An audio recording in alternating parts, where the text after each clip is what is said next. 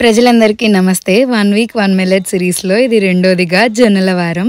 ఎప్పుడు టిఫిన్ అంటేనే ఇడ్లీ దోశనే, కాకపోతే అందులో ఈరోజు ఎర్ర జొన్నలతోటి కొంచెం హెల్దీగా చేసేద్దామా.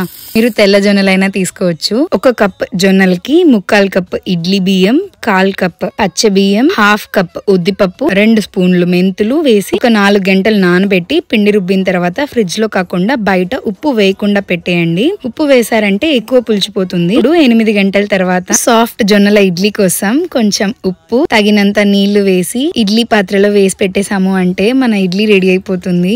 దోశ కూడా సేమ్ అలాగే నీళ్లు కొంచెం ఎక్కువ వేసి దోశ వేసారంటే చాలా బాగుంటుంది. దీనికి స్పెషల్ సైడ్ డిష్ గా మోకాలు నొప్పుల్ని ఫైట్ చేసే నల్లేరి చట్నీ తోటి అద్దిరిపోయింది. ఖచ్చితంగా ట్రై చేయండి. తిందాం బ్రహ్మాండంగా, జీవిద్దాం ఆరోగ్యంగా. బాయ్.